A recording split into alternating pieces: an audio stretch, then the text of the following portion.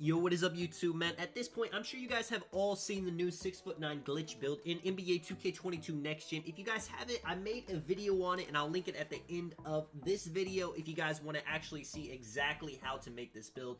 But today, I'm going to be showing you guys the way that I found to get sharpshooting takeover on this build with having a maxed mid-range. Now, I originally didn't think this was possible. I thought you had to lower your mid-range to get the sharp takeover, because if not, it would give you shot creating takeover. But there's actually a very easy adjustment you can make to get this. So as you can see, the mid-range is an 82, it's max, but we do not get shot creating takeover on this build. You get sharp, rim, lock, and glass takeover, and all you have to do to change your takeover from shot creating to sharpshooting is you got to put your ball handle down from a 75 to a 71 and then put your speed with ball max. With the 75 ball handle, it's going to give you shot creating takeover with no sharp. With 71 ball handle, it's going to give you sharp takeover with no shot creating. Now you guys may be thinking 71 ball handle though is not going to be enough to dribble, and I originally thought that. I thought you needed the 75 ball handle for dribble moves, and there are certain dribble moves that are unlocked at 75 ball handle, but there are a lot of other good dribble moves that unlock at 70,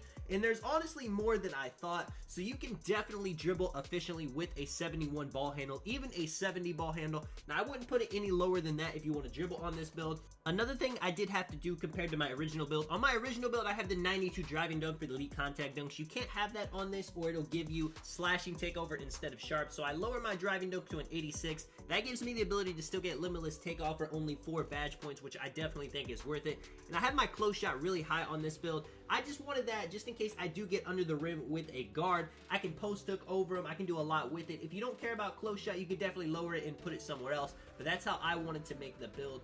Now, is this sharp takeover worth it? Is it way better than the build I made? Is it worth giving up elite contact dunks for? And again, to me personally, for the way I play, I do not think it is, because I have no problem shooting with no sharpshooting takeover, but I am not devaluing how effective sharpshooting takeover is. If you're somebody, even if you're a pretty good shooter, sharp takeover makes you an automatic knockdown three-point shooter. Plus, if you put on limitless takeoff or spot up, you can be shooting from crazy range. Maybe you want to play the hash in rec, in pro-am. Having spot up takeover or limitless takeover is going to help out a ton in that regard, and it's also going to be boosting your stats as you build up takeover.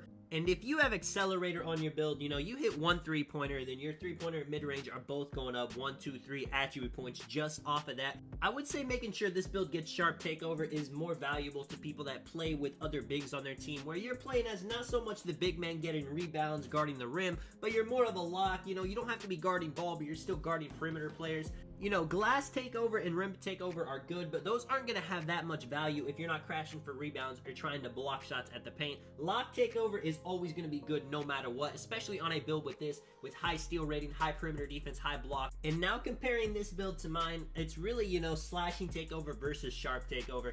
And 9 out of 10 people are going to say sharp takeover is better every single time. And I would agree, in most competitive circumstances it is. You know, you can dunk pretty easily with no slashing takeover. You know, it's not like you're going for contact dunks a crazy amount in NBA 2K22 Next Gen, because they added the dunk meter, and it's very tough to time it. You know, people will say it's easy, but there's a delay. You got to master it.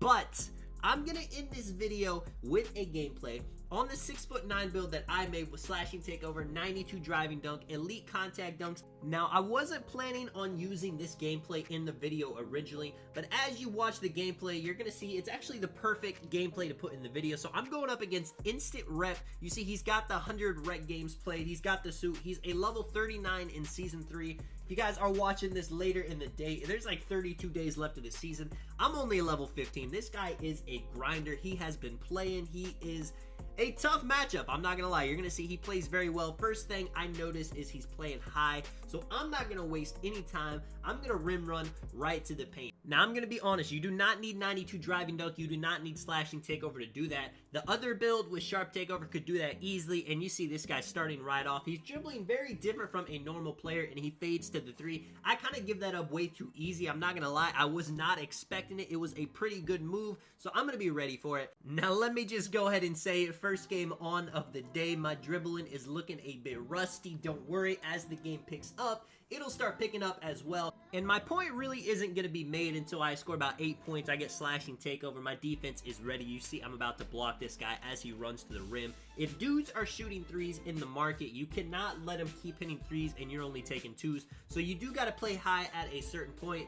Now, at the same time, you can win like that, but your defense has got to be very good if you can't hit any threes of your own. Now, I can shoot threes, but if he's guarding me really tight, it's not like I can just ISO him at the top of the key and get easy threes all day. Right there, I mistimed the dunk meter, but I do end up getting it right here to save myself. Now, I pretty much made two mistakes. You know, I had that bad dribbling, and then I missed a dunk meter timing right there. I could have took that out of the video, but I wanted to keep it in to show you guys, you know, it's not a perfect gameplay every time, but this video is going to make a perfect point. He's got a 1-point lead now. Again, I'm going right by him. All three dunks that I have taken, it has nothing to do with 92 driving dunk. The 86 would be perfect. And honestly, I'm building my slashing takeover. If you are rim running on this and you have sharp takeover, that's still building up your sharp shooting takeover. That can be an easy way, you know, get your twos early, get sharp takeover, and then start going for threes. And you'll see a lot of players do that. Even play shots do that a lot. Right here, again, go past them. 8-8, tied game. Slashing takeover is almost there. And that is where we start going crazy. So I eventually need to get some stops. You know, this build is too good, and I'm playing a little bit too lackadaisical, giving him way easy buckets right here. He gets me jumping, but that interior defense, that block, that intimidator, he's going to miss that. Now, you see my takeover is running out right there because he got a bump steal. If you guys press in on the right stick when you're losing your takeover, it will stop it from draining completely. That is a secret I'm sure most of you guys do not know about, so always be ready to spam that. Boom, slashing takeover, again, right here. I'm going to put it to use. Now, if you had sharpshooting takeover in this instant, you might not be able to do what I did right here. Bang, yam it on him slightly early. Having slashing takeover is going to make it a lot harder to miss those contact dunks where they bounce off the rim. And also having elite contact dunks is going to give you more contact dunk animations. Now, if you're using the shot meter, even with just the pro contact dunks, you're going to get them a lot of the time. But look at this, man. These contact dunks are looking ferocious. And I'm going to go ahead and give my final point. I do think it's better to have sharpshooting takeover on this build from a competitive standpoint, especially if you play with more people. If you're on the threes, if you're on the fives, I just did the worst rebound animation I've ever seen in my entire life, but it is okay. But slashing takeover does have its uses, especially if you're ISOing on the twos, on the threes, if you just like going for contact dunks. Having elite contact dunks also has its perks. Yes, it's not exactly the smartest move to go for a contact dunk because you got to be able to time it. And, you know, if someone's sitting in the paint, you usually have a shot. Like a lot of times in this game, as I start getting my contact dunks going, I could probably take a shot, probably take a step back three. But since I'm in slashing takeovers, since I've gotten a few in a row, I just want to keep going for him. Slashing takeover is fun. Elite contact dunks is fun. Sharpshooting takeover is fun as well, though. Let me know what you guys think about it in the comments. Let's see if we can end this video out, though. So 10-14. At this point, I'm thinking he might give me a shot. He might just sit in the paint, do a little step back right here, double behind the back. Boom! All over this man. Something about contact dunking is just beautiful, is just fun. Using the shot stick is a blast. 16-10 now. I pretty much just got to make sure he doesn't get an easy three. I let him go to the rim because I'm thinking he's not going to go up. Never jump, man. Never jump. If people are driving on you, they want to go back to the corner, get the three, especially when it's a situation like this. Do a little spin back. I have tight handles on this build. When you may be thinking, why have tight handles with 75 ball control? But you saw him get stunned right there. It is an easy move to do. I'm thinking this dude is going to go for a fade to get a three. He hits me with the Space Creator tight handles. I get a contest. It's open. It's not wide open, though. Those opens do get the Intimidator going. Right here, go straight to the paint again. My slashing takeover ran out. Let me know what you guys think of the video, man. This is Tonic. I will catch you guys in the next one. I'm out. Peace.